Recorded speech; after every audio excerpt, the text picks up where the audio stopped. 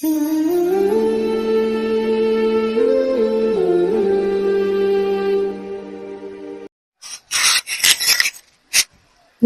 ونصلي على رسوله الكريم اما بعد فاعوذ باللہ من الشیطان الرجیم بسم اللہ الرحمن الرحیم۔ جی ڈیئر اسٹوڈنٹس، پیارے ایمانی ساتھی، کیسے ہیں آپ سب؟ امید کرتی ہوں ایمان، صحت اور تقوی کی بہترین حالت میں ہوں گے۔ اللہ رحمان آپ سب کو اپنے حفظ و امان میں رکھے، آپ سب کو آپ کے والدین کے لیے بہترین صدقہ جاریہ بنائے، ساتھ ایمان کے جئیں، ساتھ ایمان کے دنیا سے رخصت ہوں، زندگی شان والی، موت ایمان والی عطا ہو، آمین ثم آمین۔ آج ہم الحمدللہ سورہ بقرہ کی آیت نمبر 31 سے سٹارٹ کر رہے ہیں اپنا لیسن۔ آج کا آیت نمبر 31 سے سٹارٹ کریں گے۔ وَعَلَّمَ آدَمَ الْأَسْمَاءَ كُلَّهَا ثُمَّ عَرَضَهُمْ عَلَى الْمَلَائِكَةِ فَقَالَ أَنْبِئُونِي بِأَسْمَاءِ هَؤُلَاءِ إِن كُنتُمْ صَادِقِينَ۔ اور علامہ سکھائے، یعنی کہ علم دیا، سکھایا، آئین لام میم اس کا روٹ ورڈ ہو گیا علم۔ علامہ سکھائے آدم اسماء نام، اسما اور نام کہ اسم کہتے ہیں نا اردو میں، اسم نام کو، تو یہاں پر اسما یعنی اسم کی جمع ہے، تو اسما نام ہے، کلہا سب چیزیں، کلہ سب، ہا کلہا سب چیزیں، ثم پھر ارادہم انہیں سامنے کیا، علا پر، ملائکاتی فرشتے، فاپس قال کہا، انبئونی مجھ کو بتلاؤ، باسماء نام، ہاؤلائی ان اگر کون تم ہو صادقین سچے۔ اور اللہ تعالیٰ نے آدم کو تمام چیزوں کے نام بتلائے، پھر ان کو فرشتوں کے سامنے پیش کیا اور فرمایا اگر تم سچے ہو تو مجھے ان چیزوں کے نام بتاؤ۔ اب پچھلی آیت سے اس کا جو تعلق ہے وہ کچھ یوں ہے کہ خلیفہ جو ہوتا ہے، نائب جو ہوتا ہے، اس کی علمی برتری اور فضیلت جو ہے وہ دکھائی گئی ہے اس میں، چونکہ انسان کو اللہ تعالیٰ نے نائب مقرر کیا، نائب بنا کر بھیجا دنیا میں۔ نبی حضرت آدم علیہ السلام کو ان تمام چیزوں کے ناموں سے آگاہ کر دیا گیا جن سے انہیں واسطہ پڑنا تھا، پھر ان اشیاء کو، تمام اشیاء کو ملائکہ کے سامنے پیش کر کے حکم دیا کہ اگر تم سچے ہو، یعنی اگر تم سچے ہو، تم نے اعتراض کیا ہے، اگر تم سچے ہو تو مجھے ان کے نام بتلاؤ۔ ملائکہ نے نام بتلانے سے معذرت کی، معذوری ظاہر کی اور عرض کیا کہ اے رب کریم، تیری ذات، احکام اور کام ہر کمزوری اور نقص سے پاک ہیں، ہم تو فقط اتنا ہی جانتے ہیں، صرف اتنا ہی جانتے ہیں جو کچھ آپ نے ہمیں سکھایا، بتلایا۔ بلا شبہ تو ہر چیز کا علم بھی رکھنے والا ہے۔ ثابت ہوا کہ ملائکہ بھی غیب نہیں جانتے، یعنی جو ملائکہ، جو فرشتے ہیں، انہیں بھی غیب کا علم نہیں، وہ خود کہتے ہیں کہ ہمیں صرف اتنا ہی پتا ہے جتنا کہ تو نے ہمیں بتایا، سکھایا۔ اس کے بعد آدم علیہ السلام کو حکم فرمایا کہ ملائکہ کو ان چیزوں کے نام بتلاؤ۔ حکم پاتے ہی حضرت آدم علیہ السلام نے بغیر رکے، بلا تعمل ان کے نام بتلا دیے۔ اس کے بعد ارشاد ہوا، کیا میرا پہلے سے یہ فرمان نہیں تھا کہ میں زمین و آسمان کے ظاہر اور باطن کو جانتا ہوں، اور وہ کچھ بھی مجھے معلوم ہے جو تم ظاہر کر رہے ہو اور جو تم چھپائے ہوئے ہو۔ اس میں واضح طور پر ملائکہ کے لیے اشارہ ہے کہ یہ چیزیں تمہارے سامنے ہونے کے باوجود تم ان کے نام نہیں بتا سکے، تو تم آدم علیہ السلام کی چھپی ہوئی صلاحیتوں کو کیسے جان سکتے ہو؟ اور جس طرح آدم علیہ السلام نے میری عطا کردہ علم کے ذریعے تم پر برتری حاصل کر لی ہے، اسی طرح ہی میری ہدایت کی روشنی میں خیر و شر، نیکی و بدی میں امتیاز کر کے برتری حاصل کرے گا۔ بعض مفسرین غیر مستند روایات اور دیگر ذرائع سے حاصل ہونے والی معلومات کی بنیاد پر لکھتے ہیں کہ آدم کو ان چیزوں کے نام ملائکہ سے الگ کر کے، اور بعض کا خیال ہے کہ ملائکہ کی موجودگی میں ہی بتلائے تھے۔ فرشتے اہلیت نہ ہونے کی وجہ سے یہ نام بھول گئے، جبکہ آدم علیہ السلام اپنی لیاقت کی بنیاد پر، اپنی قابلیت کی بنیاد پر ان چیزوں کے نام یاد رکھنے اور بتلانے میں کامیاب رہے۔ یہ بعض مفسرین کا غیر مستند روایات اور ذرائع سے حاصل ہونے والی جو معلومات ہیں اس کی بنیاد پر یہ ان کی رائے ہے، ان کا یہ پوائنٹ آف ویو ہے۔ قرآن مجید لا حاصل جو باتیں ہوتی ہیں ان کی طرف متوجہ نہیں ہوتا، کیونکہ اس طرح انسان اصل مقصد اور عملی زندگی سے نکل کر یہ جو قیاس والے کام ہوتے ہیں اس میں پھنس کے رہ جاتا ہے۔ اس میں اس آیت میں ہے، پوائنٹ نمبر 1 اس کا ہے کہ اللہ تعالیٰ نے حضرت آدم علیہ السلام کو تمام چیزوں کے نام بتلائے۔ ملائکہ وہی کچھ جانتے ہیں جو اللہ تعالیٰ انہیں بتلاتا ہے، اور حضرت آدم علیہ السلام نے ملائکہ کو تمام چیزوں کے نام بتائے۔ جس بات کا علم نہ ہو اس کے بارے میں عدم علم کا اعتراف کرنا ملکوتی صفت ہے، یعنی جس بارے میں آپ کو علم نہیں ہے اس کے بارے میں اعتراف کرنا کہ یہ اس کا ہمیں معلوم نہیں ہے، یہ ایک صفت ہے، وصف ہے۔ اس کے اگلا پوائنٹ کچھ یوں ہے کہ اللہ تعالیٰ ہر چیز جاننے والا ہے اور اس کا ہر کام اور علم پوری حکمت ہے۔ اللہ تعالیٰ ظاہر اور پوشیدہ سب کچھ جانتا ہے، اور مخلوق کے علم کا جو ماخذ ہے، اللہ تعالیٰ نے تمام انبیاء علیہ السلام کی طرف وحی بھیجی، اور اللہ تعالیٰ نے رسول اللہ صلی اللہ علیہ وآلہ وسلم کو پڑھنا سکھایا۔ سورہ علق آیت نمبر 1۔ اللہ تعالیٰ نے انسان کو وہ کچھ بتلایا جو یہ نہیں جانتا تھا، سورہ علق آیت نمبر 5۔ اور اللہ تعالیٰ نے انسان کو لکھنا سکھایا، سورہ علق آیت نمبر 4۔ اللہ تعالیٰ نے انسان کو بولنا اور بیان کرنا سکھایا، سورہ رحمان آیت نمبر 4۔ اللہ کو رحمان نے قرآن سکھایا، انسان کو اللہ نے، رحمان نے قرآن سکھایا۔ پوائنٹ تھوڑا سا آگے پیچھے ہو گیا تھا کہ اللہ کا جو ہے وہ رحمان، چونکہ مجھے کہنا تھا تو اللہ سٹارٹ میں نکل گیا۔ انسان کو رحمان نے یعنی اللہ نے قرآن سکھایا، سورہ رحمان آیت نمبر 2۔ آدم علیہ السلام کو اللہ تعالیٰ نے علم دیا، سورہ بقرہ آیت نمبر 31۔ فرشتوں نے بھی سب کچھ اللہ تعالیٰ سے سیکھا، سورہ بقرہ آیت نمبر 32۔ اور صدائے ہوئے جانور کا علم اللہ تعالیٰ کی طرف سے ہے، سورہ مائدہ آیت نمبر 4۔ یہاں پر آیت نمبر 32 سے سٹارٹ ہوتی ہے، قالوا سبحانک لا علم لنا الا ما علمتنا انک انت العلیم الحکیم۔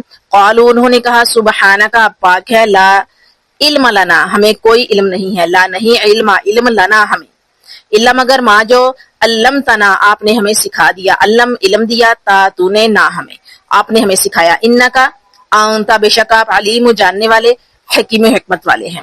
انہوں نے عرض کی کہ اے اللہ تیری ذات پاک ہے، ہمیں تو اتنا ہی علم ہے جتنا آپ نے ہمیں سکھا دیا۔ یعنی کہ فرشتوں نے یہ کہا، جب اللہ تعالیٰ نے کہا نا کہ ان چیزوں کے نام بتائیں، تو فرشتوں نے یہ کہا تھا کہ اے اللہ بے شک تیری ذات پاک ہے، ہمیں تو اتنا ہی علم ہے جتنا تو نے ہمیں سکھا دیا ہے۔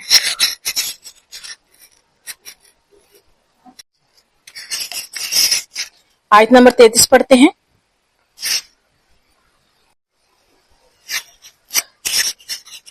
قال یا آدم انبئهم بأسمائهم فلما انبأهم بأسمائهم قال ألم أقل لكم إني أعلم غيب السماوات والأرض وأعلم ما تبدون وما كنتم تكتمون۔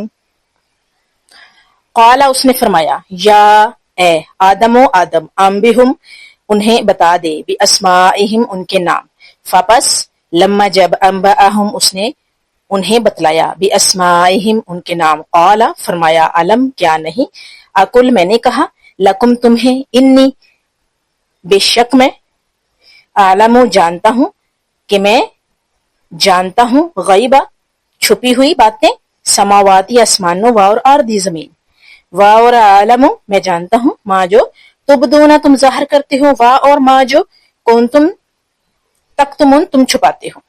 اللہ تعالیٰ نے فرمایا، اے آدم تم ان چیزوں کے نام بتاؤ۔ جب آدم نے ان کو ان چیزوں کے نام بتا دیے تو اللہ تعالیٰ نے فرمایا کہ کیا میں نے تمہیں نہیں فرمایا تھا کہ زمین اور آسمانوں کی غیب میں ہی زمین اور آسمانوں کے غیب میں ہی جانتا ہوں، اور میرے علم میں ہے جو تم ظاہر کر رہے ہو اور جو تم چھپاتے ہو۔ یہاں پر جو ہے اس آیت میں یہ فرمایا گیا ہے اللہ کی طرف سے کہ جب اللہ تعالیٰ نے حضرت آدم علیہ السلام کو حکم دیا کہ اے آدم علیہ السلام ان چیزوں کے نام بتاؤ، جو کہ اللہ تعالیٰ نے حضرت آدم علیہ السلام کو سکھائے تھے، ان چیزوں کے ناموں کا علم عطا کیا تھا۔ تو جب آدم علیہ السلام نے کیا کیا کہ حکم کی تعمیل کی، اللہ تعالیٰ کے حکم پر آدم علیہ السلام نے ان چیزوں کے نام بتا دیے ملائکہ کے سامنے۔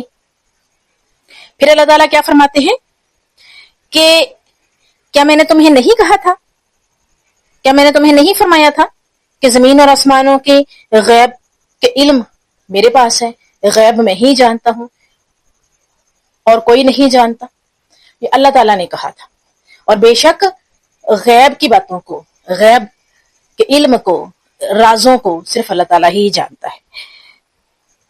اور اللہ تعالیٰ نے اس کے ساتھ ایک اور بات بھی فرمائی کہ جو تم ظاہر کرتے ہو اور چھپاتے ہو، یعنی جو کچھ تم ظاہر کرتے ہو اپنے عمل سے، بات سے، اور جو کچھ تمہارے دماغ میں ہے، دل میں ہے، سوچ میں ہے، اور جو سوچ ابھر رہی ہے اس میں ہے، ان سب سے صرف میں ہی واقف ہوں۔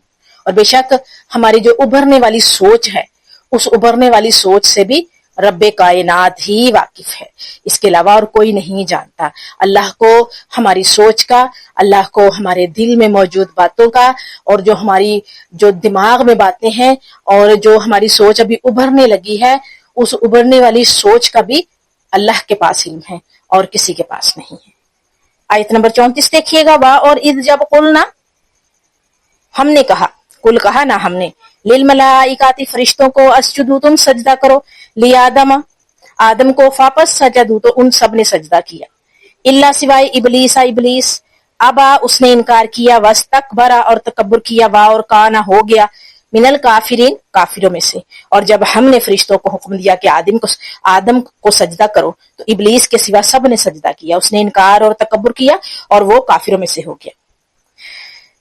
اب یہاں پر دیکھیے گا کہ اس آیت کا جو ہے وہ پچھلی جو ہماری آیات ہیں ان سے کیا تعلق ہے، کہ خلیفہ کی علمی برتری اور شان کے سامنے، یعنی جو نائب جو خلیفہ بنایا جاتا ہے تو اس کی علمی برتری اور شان کے سامنے کائنات کی اعلیٰ اور مقدس ترین مخلوق ملائکہ کو جھکنے کا حکم ہوا ہے۔ یعنی نائب کس کو مقرر کیا؟ اللہ پاک نے انسان کو، اور انسان کے سامنے سجدہ۔ اب یہ سجدہ وہ والا سجدہ نہیں جو ہم رب کائنات کو کرتے ہیں، یہ وہ والا سجدہ ہے جو کہ تعظیم میں کروایا اللہ تعالیٰ نے، لیکن اب اس ایسے سجدے کی کوئی گنجائش نہیں ہے، کیونکہ اس سے جو ہے وہ شرک کا خطرہ ہے، اس سے جو ہے وہ انسان کے حد سے بڑھ جانے کا خدشہ ہے، اور یہ کام کہاں ہو رہا ہے؟ اللہ کے سامنے ہو رہا ہے۔ تو اللہ نے حکم دیا تھا ملائکہ کو کہ انسان کو، یعنی حضرت آدم علیہ السلام کو سجدہ تعظیمی کرے۔ تو یہاں پر جو ہے وہ خلیفہ یعنی نائب حضرت آدم علیہ السلام انسان کو بنایا۔ سجدہ کا حکم ہوتے ہی تمام ملائکہ آدم علیہ السلام کے حضور سربسجود ہوئے، یعنی کہ سجدہ کیا، لیکن شیطان نے حضرت آدم علیہ السلام کا احترام اور مقام دیکھ کر حسد اور تکبر کی وجہ سے سجدہ کرنے سے انکار کر دیا۔ سجدہ ریز ہونے سے نہ صرف انکار کیا بلکہ وہ جرم پر جرم اور گستاخی پر گستاخی کرتا چلا گیا۔ اسے تکبر تھا، غرور تھا کہ وہ آگ سے بنا ہے، اسے تکبر تھا کہ اس نے ہزاروں سال اللہ کی عبادت کی ہے، تسبیح بیان کی ہے، اسے غرور تھا کہ وہ جو ہے وہ انسان کے اوپر برتری رکھتا ہے، وہ آگ سے بنا ہے جبکہ انسان کو اللہ نے مٹی سے بنایا ہے۔ لیکن وہ کیا کیا؟ اس نے تکبر کیا، غرور کیا، جرم پر جرم اور گستاخی پر گستاخی کرتا چلا گیا۔ یہاں پر سورہ اسراء آیت نمبر 61 ہے، اور جب ہم نے فرشتوں سے کہا آدم کو سجدہ کرو، ابلیس کے علاوہ سب نے سجدہ کیا، اور اس نے کہا کہ کیا میں اسے سجدہ کروں جسے تو نے مٹی سے پیدا کیا ہے۔ اور سورہ الاعراف میں آیت نمبر 12 میں ہے، میں آدم سے بہتر ہوں، تو نے مجھے آگ سے اور اسے مٹی سے پیدا کیا ہے۔ جبکہ سورہ الحجر میں آیت نمبر 33 میں ہے کہ شیطان نے کہا میں ایسا نہیں کہ انسان کو سجدہ کروں جسے تو نے کالی اور سڑی ہوئی کھناتی مٹی سے پیدا کیا ہے۔ اور اسی طرح سورہ الاسراء آیت نمبر 62 میں آیت نمبر 62 میں ارشاد ہے کہ شیطان کہنے لگا یہی وہ ہے جسے تو نے مجھ پر فضیلت دی ہے، اگر تو مجھے قیامت کے دن تک مہلت دے تو میں تھوڑے شخصوں کے سوا اس آدم کی تمام اولاد کی جڑ کاٹتا رہوں گا۔ اور سورۃ صاد میں آیت نمبر 82 میں ہے، کہنے لگا تیری عزت کی قسم میں ان سب کو بہکا دوں گا۔ حسد اور تکبر وہ بری چیز ہے جسے انسان کے تمام اعمال غارت اور بسا اوقات دنیا ہی میں ذلت اور رسوائی سے دوچار ہونا پڑتا ہے۔ سرور دو عالم صلی اللہ علیہ وآلہ وسلم نے تکبر کا مفہوم اور اس کے نقصانات یوں ذکر فرمائے ہیں۔ صحیح مسلم کتاب الایمان میں ہے کہ تکبر حق بات کو چھپانا اور لوگوں کو حقیر جاننے کا نام ہے۔ اسی طرح سے صحیح مسلم میں ہے کتاب الایمان، حضرت عبداللہ رضی اللہ عنہ بیان کرتے ہیں نبی کریم صلی اللہ علیہ وآلہ وسلم نے فرمایا جس کے دل میں رائی کے دانے کے برابر بھی تکبر ہوا وہ جنت میں داخل نہیں ہوگا۔ استغفر اللہ۔ اور ابو داؤد کتاب الادب میں ہے حضرت ابو ہریرہ رضی اللہ عنہ بیان کرتے ہیں کہ نبی صلی اللہ علیہ وآلہ وسلم نے فرمایا حسد سے بچو، کیونکہ حسد نیکیوں کو اس طرح کھا جاتا ہے جس طرح آگ سوکھی لکڑیوں کو کھا جاتی ہے۔ اور اسی طرح سے ابن ماجہ کتاب الزہد میں حضرت ابو ہریرہ رضی اللہ عنہ بیان کرتے ہیں کہ رسول کریم صلی اللہ علیہ وآلہ وسلم نے فرمایا اللہ تعالیٰ فرماتا ہے تکبر میری چادر ہے اور عظمت میرا زار ہے، جو ان میں سے کوئی ایک مجھ سے چھیننے کی کوشش کرے گا میں اس کو جہنم میں پھینک دوں گا۔ غیر اللہ کو سجدہ کرنا جائز نہیں ہے، غیر اللہ کو سجدہ کرنا جائز نہیں ہے۔ اور ابو داؤد میں ہے کتاب النکاح، حضرت قیس بن سعد رضی اللہ عنہ بیان کرتے ہیں کہ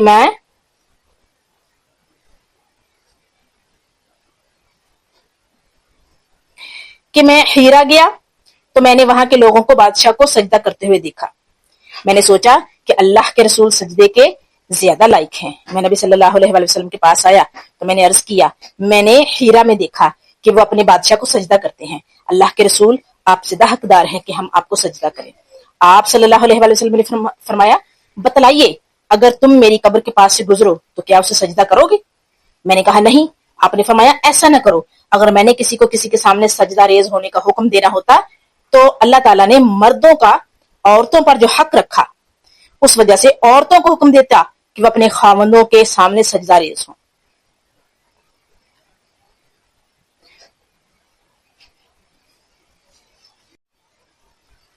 یہاں آپ لوگوں نے ایک بات اچھے سے یاد رکھنی ہے کہ سجدہ تعظیمی اللہ تعالیٰ نے کروایا تھا فرشتوں سے، انسانوں سے نہیں۔ اور کروایا کس کو تھا؟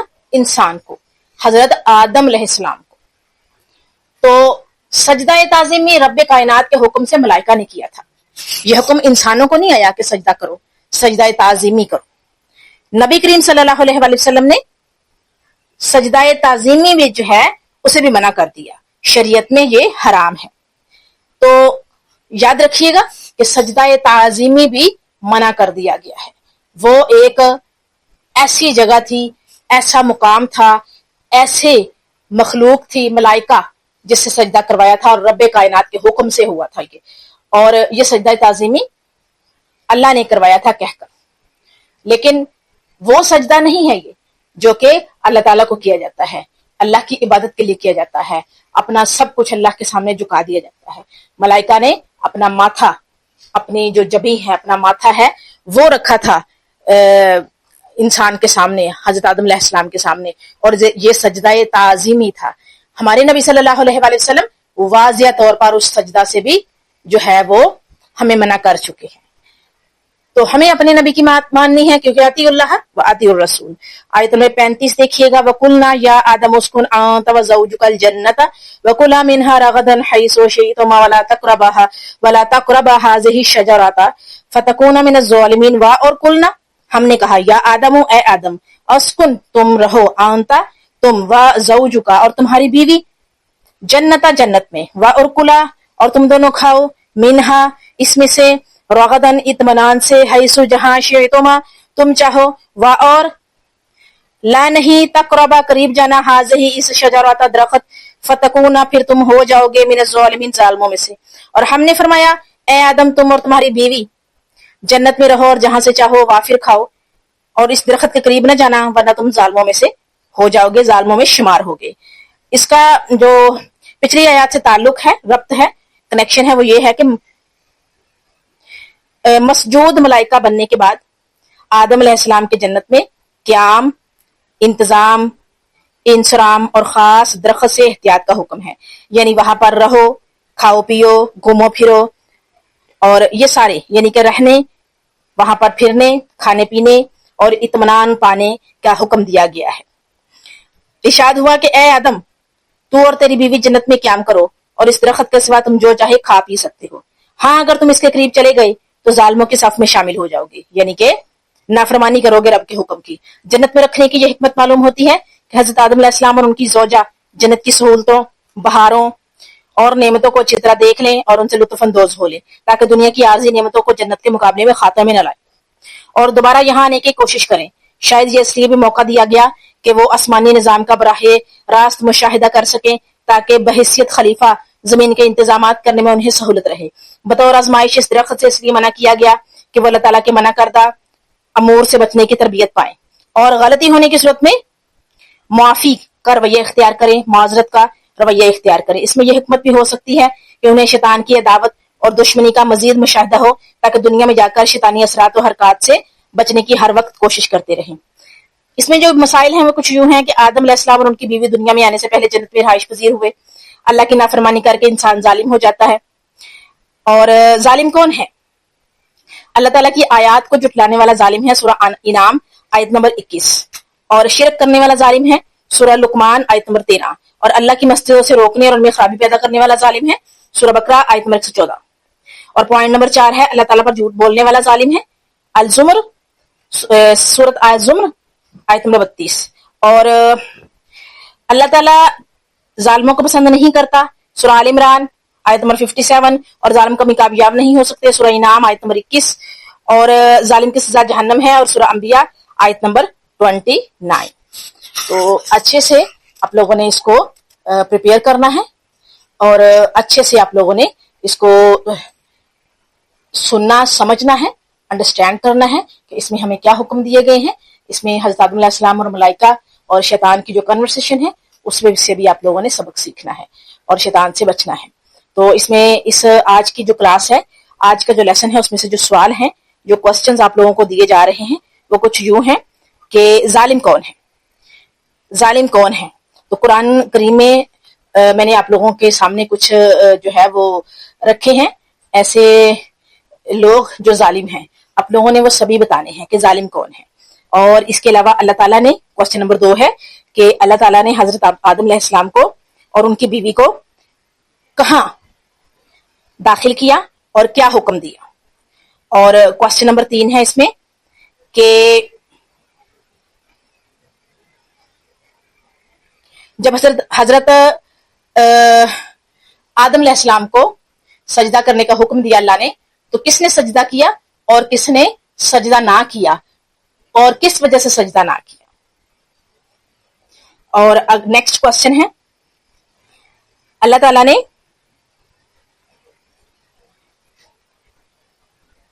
جو علم حضرت آدم علیہ السلام کو دیا کن کے سامنے وہ علم بیان کرنے کا حکم دیا ہے؟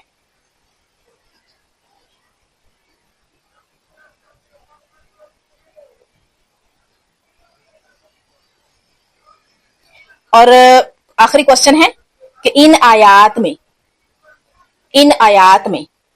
ہمیں کس کی برتری کا پتہ چلتا ہے، کس کی فضیلت کے بارے میں جو ہے وہ ان آیات میں تذکرہ ہے، ذکر ہے. امید کرتی ہوں کہ اچھے سے آپ ان کوسچنز کو جو ہے وہ پریپیئر کریں گے اور اپنے ہوم ورک گروپ میں سنائیں گے. جزاکم اللہ خیر.